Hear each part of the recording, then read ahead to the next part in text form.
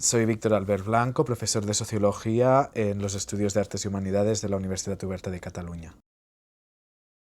Sí, a día de hoy podemos considerar que España ha experimentado un proceso de profunda transformación y diversificación de su paisaje religioso. Antes, ¿no?, teníamos una sociedad que se caracterizaba por tener una religión hegemónica, mayoritaria, que se veía confrontada por expresiones de no creencia como el ateísmo y el agnosticismo, que siguen muy presentes y han ido en aumento, pero uno de los mayores cambios que hemos experimentado a lo largo de las últimas décadas es esta profunda diversificación del paisaje religioso. Y a día de hoy el 8% de la población española declara pertenecer a otra confesión o identificarse con otra confesión religiosa, un porcentaje que entre las generaciones más jóvenes es incluso superior y pasa del 10%, lo que nos indica, ¿no?, pues este camino de diversificación que caracteriza la sociedad contemporánea.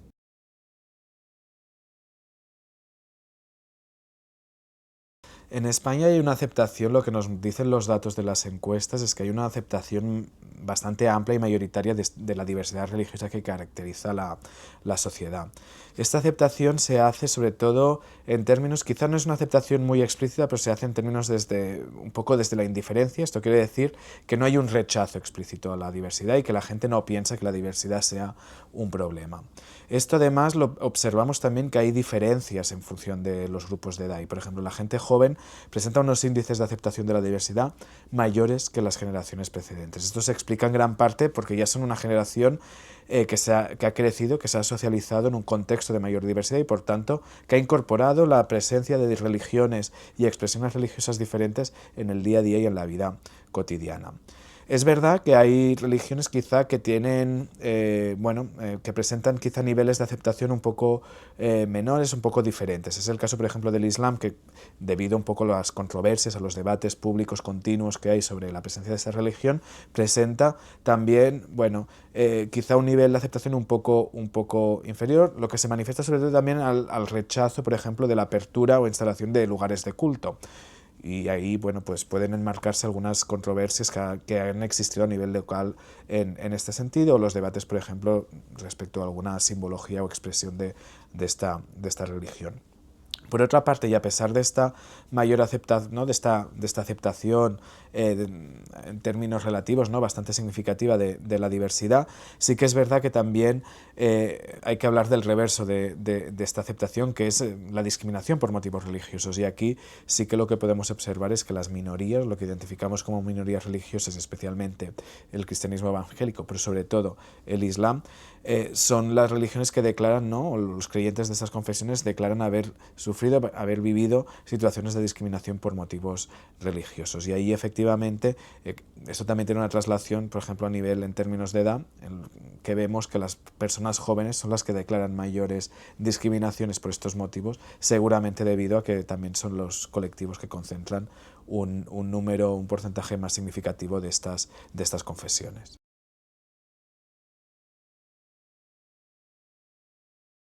Seguramente, como decíamos, ¿no?, vinculado a lo anterior y a estos elementos, ¿no?, de la aceptación de la diversidad, seguramente esta aceptación, ¿no?, conseguir este mayor grado de aceptación de la diversidad, seguramente es uno de los mayores retos, junto con